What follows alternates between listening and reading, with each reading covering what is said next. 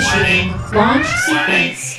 3, 2, 1. It's Tom and Jeb in space. We're doing it in parts. Yeah, Okay, so you alright. say that you're Tom and I say that I'm Jeb, and together we say we're in space. Okay, ready? I'm Tom. I'm Jeb, and we're in space. It's just, and we're in space. It works. It's fine. Anyway, so, hey, how you been? What you been up to? Posted this. What have I been doing this week? I'm the best at Yeah, introducing podcasts. You are. What have I been doing this week? Well, I have been watching Troll Hunter recently and drawing comics. I have played an additional 45 minutes of the new Pokemon game. That's pretty much it. Good job. It's been a bit of a crazy week. There's been a lot going on. So that's what I've managed to do. And in that theme, today on the Escape Podcast, we're going to be talking about Pokemons and all the pokers and demands and The thing with the guy, the That's right. All the happening. jams, all them Pokeberries, all the Pokeberries. all the Pokeberry jams. The delicious jams. Very, very exclusive. Just to this podcast. Just to this Nobody else particular gets this particular Pokemon jam. region of the podcast. Very specific. It's true. It's very true. And I am playing Pokemon as we speak. Yes, you So- are, and you are much, much further ahead than I am, as I can tell by the fact that you I am the Alolan champion and you're not. No, I am not anything yet. I am walking around Hooly Island, how that's said.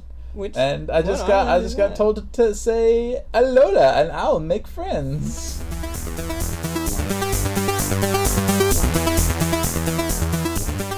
Where are you right now? I'm heading to Secret Lab B. But like Where- established. Okay, alright. So I've defeated the Elite Four. I am now the Pokemon champion. I have never played a Pokemon game with so much endgame or post-game stuff as this. It's not just, oh, you get to run around and catch more Pokemon and whatnot. It's, okay, well, now you've defeated these because of some things that happened, which I'm not going to talk about because I don't want to spoil it for you. You have to go and sort of resolve that, and in that resolution, you meet new characters, again, ones you haven't actually met yet, Huh.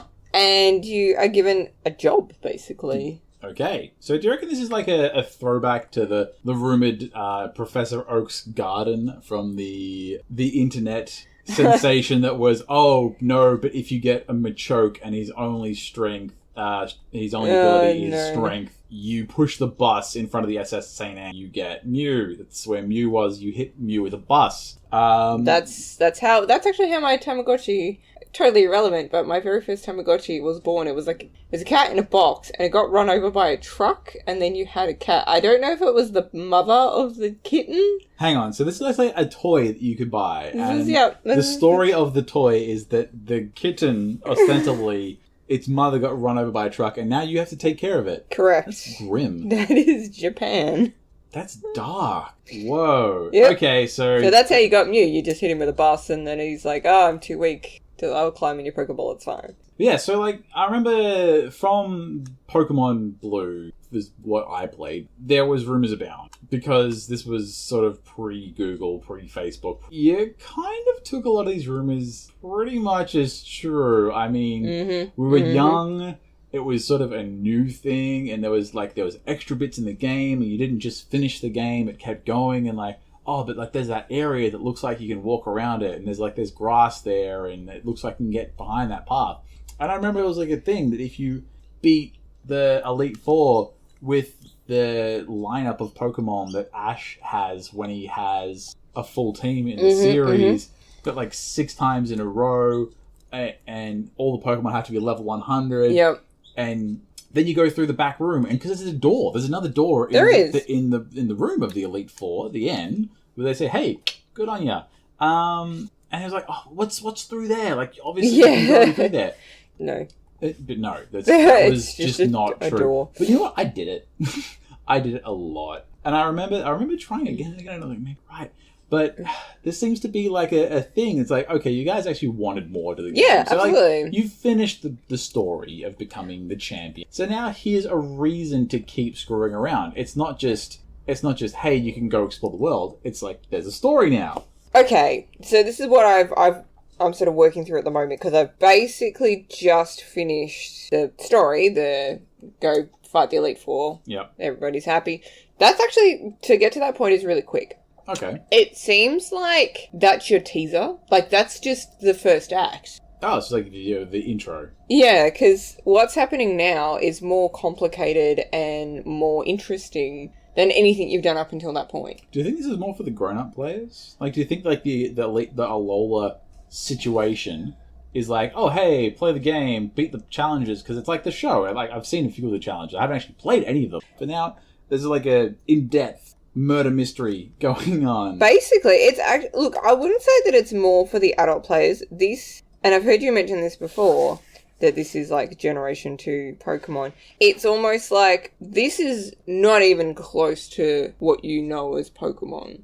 Because we're not fighting gym battles, we're doing challenges, and the challenges aren't the age-old, oh, well, you've got to just go... Like, I'm not even kidding. One of the challenges, you literally talk to somebody on the bridge. That's it. That's the whole challenge. That's the challenge. You just got to find her. Is it difficult to get there? Not necessarily, but if you are avoiding trainers because you don't want to battle, you won't actually get, because there's these Z power things. Oh, right. You won't actually get that particular power move. Okay. Because you won't have spoken to the right person. And I don't... Obviously, I spoke to her. Is your character afraid of bridges or heights? Because it doesn't seem like a whole lot of a challenge. Look, it's really not a challenge, but it's to do with the personality of that particular captain. Well, it's more because of her art, man. I just... She's like a beatnik. Yeah, she's a beat. She's covered in paint. I'm not even joking. Does she have a Smeagol? Because, like, if she didn't, like... I would just, like, battle her. Yeah, it'd just be like, what is I would this? just leave. I would, like, I give up. I'd return my game to the store. I'm like, this is false. Yep, return day one. This lady is not an artist. She does not have a Smeagol Pokemon. She's lying. And really, if you think about it, doesn't that mean Smeagol do work for her? I don't know. This is Pokemon slavery. Isn't all Pokemon slavery? Is it? They're your friends. Oh, we're like, mate. you know, like, this is where the whole, like, Ash, Satoshi, he crossed the divide between Pokemon and thing, because Pokemon are fucking magical, okay? It's true, they are.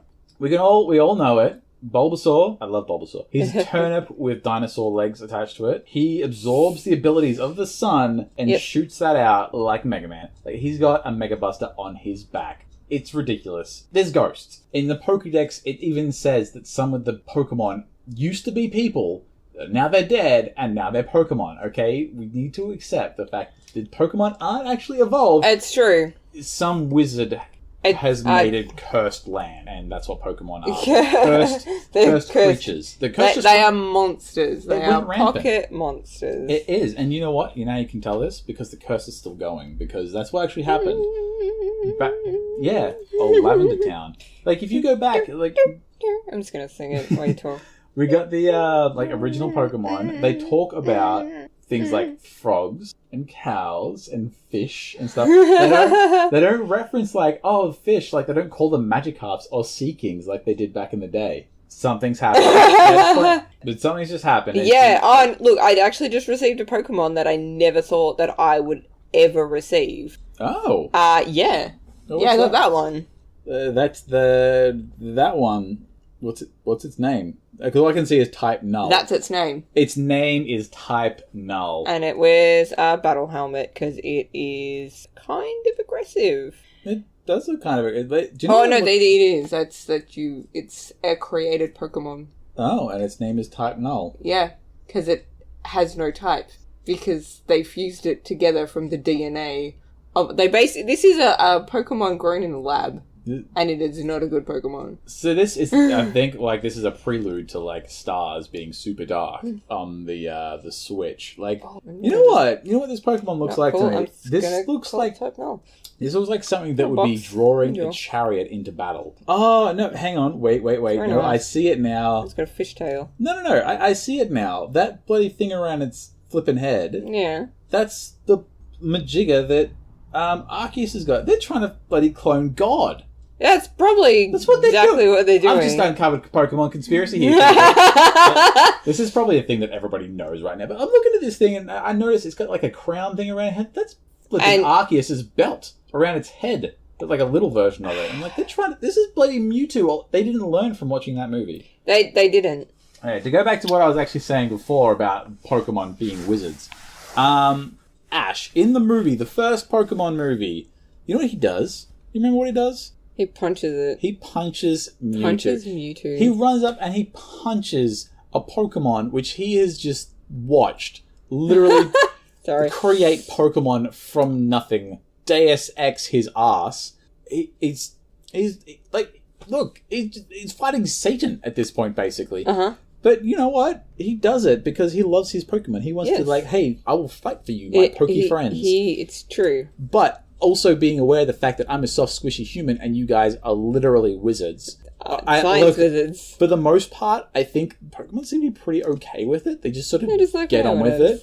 Whatever. Like, they have pigeons that summon tornadoes. Correct. And what happens when they get hit by a freaking lightning bolt from the sky? It's They fine. just, like, they pass out. They're a bit phased by it. They're like, oh, man, my head. Oh, jeez, I'm just going to have to... It's the Pokemon equivalent of a hangover. Yeah, they just shake it off. And like, man, they know we can't live to that. And they're like, hey, humans, it's cool that you feed us and all. We're just going to like, just let us deal with this. Yeah, right? They're like, we got your back, brah. But then there's like the whole affection thing is that's where it comes in. Like, they like you. You feed them. You give them the Pokebeans or the last generation macaron. No, they're Pokepuffs. Pokepuffs, but they look delicious. I call them they are macarons. And then before that, you had to mix them up this like... I can't remember what it was called. Poffins. That's it. Poffins? Yeah, it was like... So, okay. This is... What You've not played that one. Which one's this? Is this... Diamond and Pearl. Okay. Now, if you are listening, listeners, to put this into context, I have played Pokemon Blue. I have started playing Pokemon Sun. I have dabbled in a couple of the others. And Jeb has played... my first one was Yellow, which I played on an emulator on the PC. A lot. Oh, actually, you know what? I tell a lie. I actually had Pokemon Yellow because I got that as a gift with the special Pokemon Game Boy and the Yellow version. I had that because Pikachu would follow you around. Yeah. Yep. So I tell a lie. I had Pokemon Yellow as well. There you go. So I played Pokemon Yellow. I played Pokemon Silver, which I borrowed my friend's cartridge, and I played it on my original grey brick Game Boy. Yep. Then skipped Ruby Sapphire. Didn't play those. Fun fact about the original Game Boy is it runs at 60 frames a second. That's probably why I ran Pokemon Silver as well as it did. There you go. Then I got, with my very first paycheck, I got my DS Lite and Pokemon Pearl and played the hell out of that. And then I got Pokemon White and I played half of that. And I got Pokemon White 2 and I've never played it. And I played Soul Silver because I really loved Silver and I don't have a copy of it. Pokemon X because I've got... Oh, that's the other ones, X and Y. Yeah, X and Y. And I have a copy of X. I think I have played it for 20 minutes. You need to finish it because here's the thing about Pokemon X. The story in that is actually pretty great. And then Omega Ruby and Alpha Sapphire, and I played the demo and the demo was fun. But the actual game of Omega Ruby, I didn't finish that. It was the same graphics as X and Y. Yeah. But the story did not grab me at all. And now we have Sun and Moon, and my god, it's like a whole different game. It's not a throwback, it's not a reboot, it's not like anything Pokemon I've played before. I greatly have been... I've honestly, legitimately have been enjoying the latest Pokemon. The only thing I thought was a bit, I don't know, I wouldn't say jarring or grating or anything like that, but the fact that the long grass is off the beaten path, you don't necessarily to progress directly through. And I've only played a little bit of this game, so maybe this is just going easy on you when you're starting. But it's just like you just walk straight through, and like there's trainers along the way. But if you want to go pick up Pokemon, you actually have to literally go out of your way to get them. Like you have to go through the gates, you have to go around behind houses. It's true, and I think that's part of why this game is different. There's a lot of Pokemon. Let me just check out the old Pokedex, which is a Pokemon, by the way. Well, I love that when I first saw it, because the Pokedex keeps getting updated. As much as as little as I've played Pokemon, I do know about Pokemon. I've absorbed it via osmosis because it's Pokemon, man. I love Pokemon. Pokemon's fantastic. Yeah, which I sort of feel almost like a fair weather fan. I feel guilty for not having played through all the Pokemon. It just didn't happen for me at the time. I was a kid. I didn't always have the money. I actually never had a Game Boy Advance. I skipped that whole... Yeah, no, I didn't either. I skipped that. I actually had a PSP for that for that point of time. I didn't have anything. Yeah. At all. Yeah. Okay. So it was a thing. I missed out on a lot of this sort of stuff, but I picked it up because people I knew had Pokemon, so they would talk about it, and I would see it, and I would read about it, and I would hear about it. So for me, the big thing about Pokemon Sun and Moon, and they are great games. I really like them. It's very fresh. It's very well approached. They haven't just gone, the Pokédex needs to change because it's a new region. No. We've got to put more Pokemon in it. It's got a phone now because that happened when mobile phones first became a thing. There was we put one in the game to make it relatable. So now you don't have a phone. It's part of the Pokédex. Yeah. The Rotom Dex, because the Rotom Pokemon is your Pokedex. Yeah. It just jumps in there. And this is one thing I know about Rotom, the Pokemon, is he inhabits objects. He's like living electricity, basically. He sort of possesses things. Again, Pokemon are wizards. I've seen a couple of the things, I know he can possess a lawnmower is one of the things. Yep. But I like the fact that this is a throwback. It's a throwback Pokemon. This is a Pokemon that already existed in the previous generation. And they've gone, hey, you know what? You can chuck him in the Pokedex, and he can talk to you, and he can be your buddy. Yeah, and he is... So they don't have the phone, but people can call your Pokedex, and he just sort of says, oh, hey, such and such is talking to you. Which is good, because I don't give a shit about the Rattata. It's the best Rattata, and how comfortable shorts are. I really don't care. It's in the top 2%. Yeah, it is. Thanks. Thanks, Joey. You're a great guy. Yeah. And because that was one of the things that actually bugged me about Pokemon that made it very unapproachable for me. Because I had gone from blue, yellow, super, very, very, very basic. It was a big step up when, you had to keep Pikachu happy. Oh, yes. Making Pikachu happy was a thing in Pokemon Yellow. That was whoa, step back. Yes. This is getting real. Then later down the track, I tried to play it. On an emulator, the later versions of it, and it's planting berries to get things to make Pokeballs or to give to your Pokemon to make them stronger, and if you feed them this one, they evolve, and if they're holding items now, you go, hey Pokemon, hold this, and it's cool, I'll eat it, I guess. I'm feeling a bit, faint. Yes. I'll have a munch down on this berry you gave me. But that was the whole thing. It was finding the berries, and then it was time, real world time has to pass for you to get them. And it's true. This was just a whole nah, man, this is crazy. And this is when breeding Pokemon became a thing, and the traits of Pokemon, and there was the hidden attributes of Pokemon. And don't even get me started on the hardcore trainers that they will breed. I actually know a guy that bred Eevees just so he could get one with the perfect nature for whatever it was supposed to do. And I think he ended up with about 60 Eevees. See, for me, I saw this stuff happening. I wasn't really directly involved with it, but I was am I not a Pokemon trainer if I don't do this? Yeah, that's how I felt. I don't care about that side of it. It's not necessary for my enjoyment of the game. And I kind of wonder how true a Pokemon trainer player I am if I'm not sitting there breeding Eevees until it's got the perfect nature, whatever that might be. See, for this to me, this is a big throwback for me of when I first played WoW, and it took me 2.5 months of playing consistently, every day, to get to, mind you, not hardcore every day, but good play sessions to get to level 40 when I could get a mount. Now it's you can just buy a character at level 99 or whatever the hell it is now.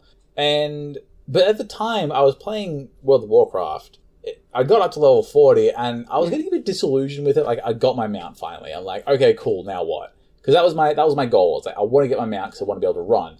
And then people are like, oh, but you've got to go, like, do these things, and you've got to be part of a guild, and you have to do this. And then, Yeah. like, guild raids back then were, like, internationally orchestrated events, and you had to be up at, like, 4 a.m. to match up with the things, because you had to get the drop on the thing when the clock reset, and there wasn't any of the new benefits to organizing that. It was just... you have to be there. You have to be the first group in, and you have to do it. Yep. And it's going to take you 2 hours to fight this guy. And I know it's still largely got a lot of those traits still, but people were saying, like, oh, this is what you do. Like, this is why you play the game, so you can get to these battles. I didn't want to do that, but I felt like I wasn't playing... Yes. I felt like I wasn't playing the real game. So what I'm saying about Pokemon is that a lot of... with all this stuff of, like, the perfect breedings and the shinies and all this sort of stuff, I just felt like I wasn't playing the real game unless I was fully involved in every tiny little aspect of raising and rearing my perfect Pokemon champions, It's exactly how I feel as well. I mean, where do you draw the line? Yeah. If you have to do all this to be playing the game, what was the point in getting it in the first place? Like, That's right. I have lots of games to play. I'm a very time poor person. I have a Steam library upwards of 350 games, and I guarantee I have installed about 10% of those games on my computer. It's true. And these are all games that I've gone like, that looks really good. I'll play that. Yeah, one day when I've stopped raising Pokemon. Exactly. The new Pokemon, again, great game. Really fresh. I love the animations. I love the characterizations. I love the sort of the stupid banter that they have. It feels like the TV show. The game came first, then we had the TV show, and us in the West, we grew up with the TV show first, and then the Pokemon game came out. Yep. So it was different for us. That's true. That is very so true. we were always waiting for the game to match up with the show. Yes. Not the show to match up with the game. So we've always had this thing of like, yeah, but it's not the show. No, so was it a blessing when Yellow came out and you basically were playing the show? Yeah, because you were like, oh my god, I've got Pikachu! It's it. That's your starter Pokemon. There's no choice. You get Pikachu. Too bad if you hate Pikachu, because you're getting Pikachu. Yeah, you get to play the show now. Congratulations. I legitimately have a lot of affection for my Pokemon I have in Sun and Moon. And I like the Pokemon and Me feature that they've carried over, and you get to pat them and feed them, and some of them look so happy when you're going to give them a treat. It's true. And I'm the same. There's only one Pokemon that I haven't given a nickname, and that's type Null. Because she literally just caught him. Well, it's not even that. It's because there's a story behind why it's called that. And I don't want to take that away from the game. It's not just called type Null because it just looks like nothing. It's specifically called that because it ended up being a no-type Pokemon. And you actually have to, for its evolution, give it, like, computer disks, basically, so it can... have to boot it up. And you have to boot it up. Gotta install some affection on this device here. I shudder to think where its slot is. It's fine. We're not going to go there. No, we're not. I kind of get what you're talking about. Yeah. Like, if you were calling, like, Her Majesty Queen Elizabeth of Windsor Liz, Yeah. it's just not right. No. It's sort of taking a little bit of what it is away from it. Yeah, and there's one Pokemon that I specifically named something, which... This is a massive spoiler, and I'm sorry. You've met Cosmog, right? The little Pokemon that lives in Lily's bag? No, I know Nebby. Yeah, that's Cosmog. That's what Nebby's real name is. So Nebby evolves into your legendaries at the end. I kind of figured that from, like, the picture on the front. As soon as I saw Nebby, Cosmog, I was like, oh, that's totally, like, you have to actually evolve your legendary in this. Wow, that's different. Well, you don't evolve it. It evolves in the end sequence, and then you battle it. Oh. As whatever it becomes. Did you get pissed off from being put in the bag all the time? No, it's a pretty happy little thing, so which is good. Okay, cool. Because I saw Nebby, and I'm like, this is going to be like a truncated name. It's like, it's Nebulos or something, or Nebulon. Well, I think that's probably why it's called Nebby. It's Yeah, something to do with a nebulous. Yeah, anyway. It's a little galaxy. It's Yeah. little teeny tiny anthropomorphic galaxy. Yeah. Yeah, and I've just lost my first ever Pokemon battle because I didn't realise my Pokemon were 3 of them were asleep and 2 of them fainted. Oh! Oh, fine. snap. It's okay, I'm actually fighting the Game Freak team. What? Yeah, man. What? Yep. Yeah, the Game Freak team. Yep. The guys who make this game. Yes. Have put themselves in this game. Yes, and one of them you can battle. And I just lost to him because my Pokemon weren't Game Freak. ready. I applaud you. Good job. Now, going back to Pokemon Oh, the shit. show. Okay, I'm just gonna, pause this, because now I'm in a mission. Oh snap. I've just been given a mission, so I'm just gonna not actually play this at the moment. I'll save it and we'll shut it down, because there you go!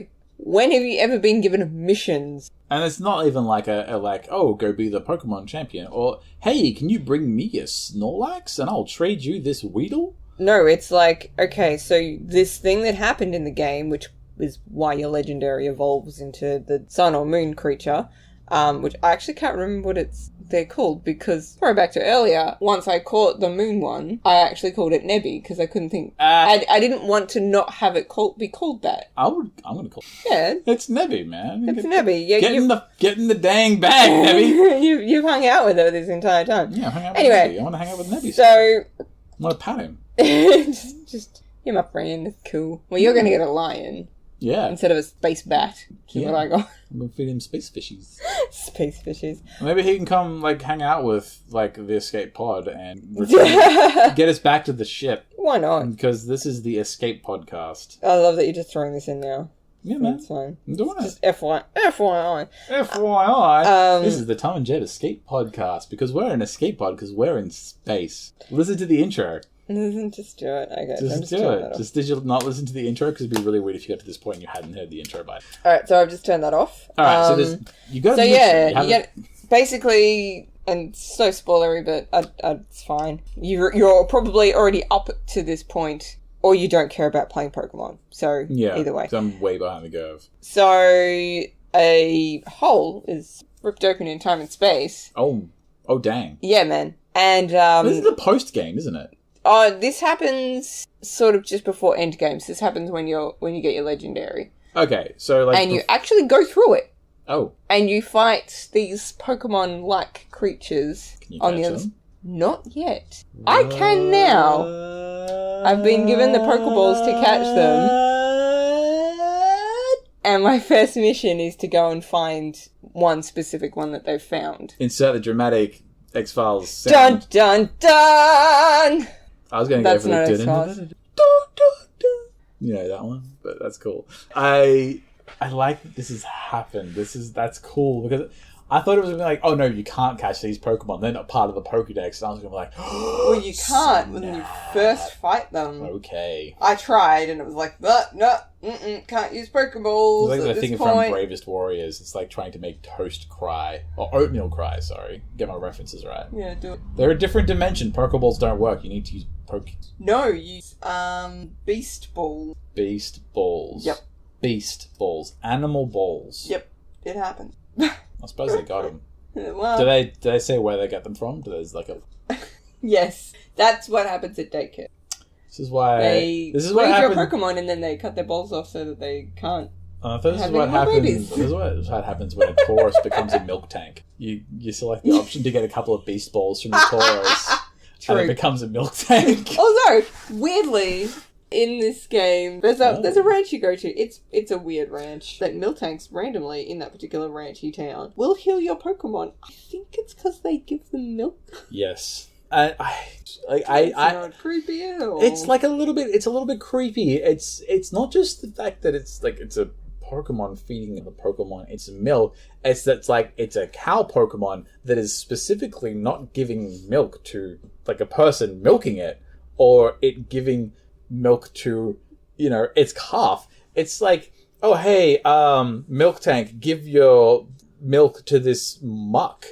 Oh. Give your milk to this freaking Nidoking. You really want that thing under you? Give it to a Magmar. Yeah, Give it to a duck butt. Nibbling on them On fire. Nibbling on them teats. Yum yum. That's just that imagery is all over DeviantArt. Yes. So I going way back.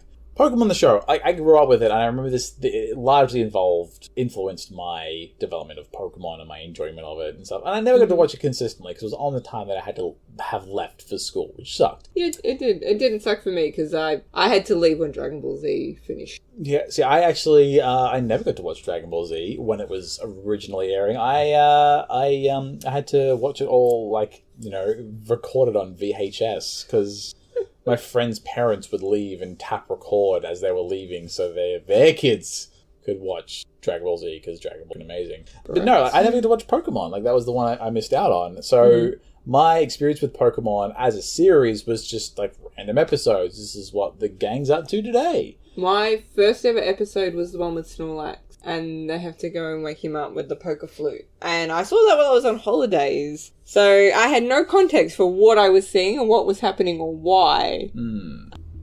So, yeah, but I also religiously watched Pokemon. My friend, the one whose Pokemon Silver I borrowed, she was obsessed with Pokemon. And she taped all the shows, so I got to watch them at her house on VHS. Not because I didn't have the opportunity to watch them, but just because why not rewatch Pokemon a million times? Hashtag why not? Hashtag why not? Yeah, we used the show as a proper introduction, I suppose, to anime and to video games. Yeah. It was this beautiful gateway drug. I didn't need the gateway to anime at that point, because my gateway drug is actually Samurai Pizza Cats and Sailor Moon. See, I watched those as well, but never made the connection at that point, because they aired, and then there was this kind of gap, and then Pokemon started, and then Dragon Ball Z, which I hated. You hated? I hated Dragon Ball Z when I first... I have a capsule called Tattoo. She has a capsule called Tattoo. And I love Trunks more than anything. But I hated it. Like everything that I love, I hated it when I first saw it. And then Cardcaptors came on, and so that was when, Cardcaptors is another show I never got to see. I love that show. I think I saw it to 2 episodes. I was like, what the hell? It's great. I will watch it one day. But I think that was the good thing that Pokemon did for the show, did for the Western countries, because suddenly Game Boys were cool again, because that was when Color was coming out, and you had, your typical, your Mario and your Donkey Kong Country. I accidentally deleted my cousin's Donkey Kong save, and she was not very happy. Accidentally. I'm sorry. No, I hadn't actually, I don't think I'd ever used a Game Boy at that point in my life. Okay. Well, that's reasonable, because, it was like, hey, do you want to start a new game? Yeah, sure. Go ahead. Hey, do you want to save? Yeah, sure. Oh, you just wiped your cousin's game that had 152 Pokemon. Yeah, 152. What? Even though she was playing Donkey Kong. Yeah, I know, right? Because Game Boys, I know, right, man. Yeah. That was kind of it. That was all that really kind of was out on the Game Boy that people cared about. And then, Blue and Red came out. I played Pokemon. I played the heck out of Pokemon. I know I think I played Wario on the Game Boy, and maybe Kirby. They were pretty good. And that's fine. But what I'm saying is that Pokemon, when the show came out, and then Yellow came out on the back of that. Oh, okay, yep. It made people that maybe didn't have console or handheld experience go, oh, hey, games are interesting, because I can segue. Yeah, I can relate this to something I already know, and it's exciting because I'm playing the show. Yeah, no, I get that. I don't think Game Boy didn't really need anything else besides Pokemon. I mean, it was such a big thing. Pokemon was huge. There was a Pokemon theme park for a while. Yep. And with the advent of Sun and Moon coming out and having such a big positive impact on the gaming culture, it is, again, a great game. For me, Pokemon Sun and Moon is the real Gen 2 game. And people are like, no, it's what you call it back in the thing. Yeah, no, I get that chronologically. Metaphorically, I don't really think so. No. Stick with me on this one, because it's a little bit convoluted. Now, Pokemon Red, Blue, Yellow, Green are literally 20-year-old game now. Well, soon it'll be 21, and it will legally be able to drink in America. That's right. It's 20 years old. The target market for games such as that, probably your 10 to 15-year-old sort of bracket. Like, get pocket money. You know how to read English. You know what you're doing, essentially. Now those kids, they're like 30, 35. Yes, they are. So they have their own 8-year-olds and stuff. And I think that's what Pokemon Sun and Moon is really for, because it is a big game. It is involved. It's got a lot of those other aspects of it. But at the same time, it's really stripped down that complicated nature of it. You have little flags on your map that tell you where you have to go. Yeah, which is good. You get to play very directly with your Pokemon. Like, yeah, there's that sort of Pokemon Snap minigame to sort of like check them out in their environment. And it's not necessarily like, oh, hey, I want to go back to this spot and do the thing. And you can just run past all the trainers because you've beaten them or whatever. Yeah. You know, it's not the slog of the earlier games where it's like, oh, hey, you want to go from city A to city B? That's 15 minutes through tall grass, bruh. Yeah. Better stock up on some repels. And then 600 trainers are going to be there, like one every step. Yeah, and so like, you know, a younger kid who's just learning can just, he can waltz in and he can play Pokemon and fully enjoy it. Yeah. Whereas, like, the subsequent Pokemons were probably a little bit more complicated. Like, yeah, I know, like, bajillions of kids have played the later generations of Pokemon because, you know, human beings keep giving birth to people at different times. But to me, this really feels like a game that is for people who have played it for a long time and people who haven't played it yet. It's very approachable. It's very, very approachable to a person who hasn't played a Pokemon game for years. But at the same time, it has that fan service of you grew up with this. As I was saying before, it's very easy to get to Elite Four, become the champion. That's quick. So if you've never played a game before, and that's as much as you want to get out of it, that's, you know, over and done in, maybe 10 hours. There you go. If you want to take it slow. Yeah. Less if you just want to get through it. And because the challenges aren't necessarily, oh, let's fight this Pokemon, let's fight that Pokemon. Let's battle 6 gym trainers, like, you know, your gym leader plus the lackeys at the start and whatnot. It's a case of, okay, well, one of them you've got to spot the difference in photos. One of them, as I said, you just walk across the bridge and talk to the right person. Yeah. Another one is basically just navigating a cave full of Rattata's. Oh, great. It's, but you kind of just...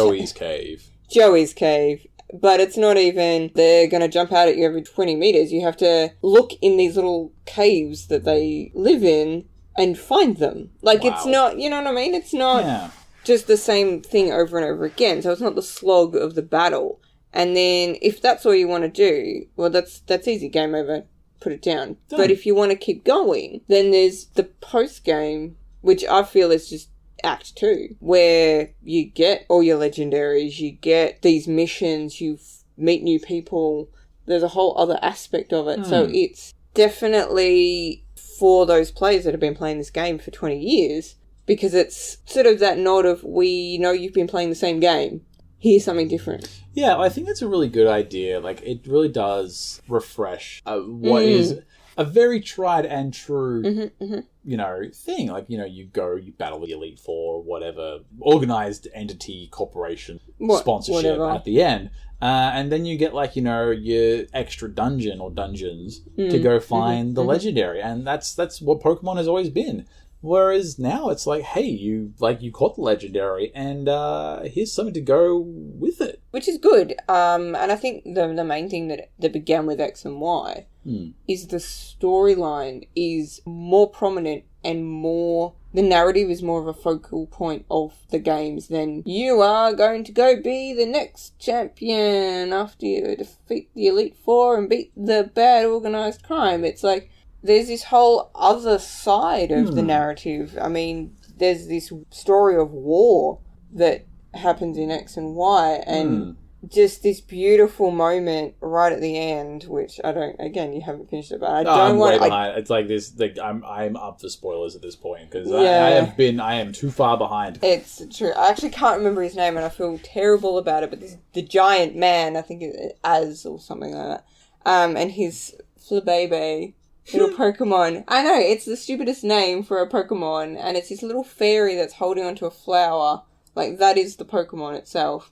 And this giant of a man, and they had this beautiful bond. And the story of them in the war is just incredible. And for that to be the overarching theme of a Pokemon game of all things is just phenomenal. And now the story that you're following in Sun and Moon, you know, which leads to the opening of a rift in time and space. It's this heartbreaking story of a family and what they've gone through and how they become strong and show their love for each other. It's so dysfunctional when you finally see them all together. But then you go through this wormhole and you fight these other things, which, that's a whole other messy situation. And they come back, and that's what you sort of go into the post game with, is this family learning to love each other again. It's beautiful, and it's just, how is this a Pokemon game? Well, I suppose it's because it's like, you know, the Pokemon game has kind of had to grow up. It really has, and... Because you can't, like, there have been, let's face it, Pokemon's sort of been skating on the success of... It was the same game with new Pokemon, and we all knew we were kind of getting tired of it. Had to really just go, look, we can't just keep doing this. We have to be new. We have to be exciting. They grew up, and it's good. It's really refreshed it, and I hope Pokemon Company Game Freak learn and keep doing new things. Because I don't want to see Sun and Moon 2. No. I've experienced this story. I've experienced this world. Show me something different. And the thing that it's done just on, you know, the addition of new Pokemon, there were 266 Pokemon to be caught as per the Pokedex. In the Alola region. Which is not, you know, the 300 odd whatever that you can get in black. Yeah. Which was just ridiculous. Like, who has the time, quite frankly? To see the game evolve again, you know, what comes after this? What story are you going to tell me? Where's the narrative going to take me? I actually really quite like the nod to the island nations, you know, like the Hawaii and the Pacifica region. Maybe for a change, we won't see a kid from a single parent family who has to go out into the wilderness to find himself an adventure. It's true. I actually really like the mother in this one. Yeah, that's good. The characters are a lot more real in this, except for the professor. Well, I don't know, actually, because you haven't met his wife. No, I haven't. I actually really enjoy their relationship. They're very focused on their work, but they are fun. They're really fun. And they work as a couple, and I love it. That's great. I really do. That's good. And I love Professor Oak and his mullet. I've heard about this, and I am looking forward to it. I am quivering in anticipation. All right. I think this is a good place to end. Basically, to summarize, new Pokemon, good. Pokemon show. Tom doesn't really like it that much. It's really difficult to watch. Especially if you can only watch like one episode every couple of weeks. It's ridiculous. The show doesn't make any sense. It's true. Anyway, this is Tom and Jeb in Space. We both love Pokemon. Where did you find the ukulele? In the escape pod? Like, was that just here? Yeah, it's emergency supplies.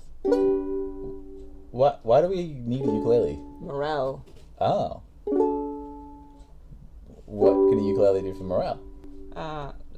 We could sing a song. Like what? Tom and Jeb in space.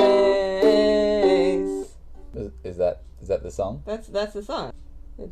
Okay. That's the song.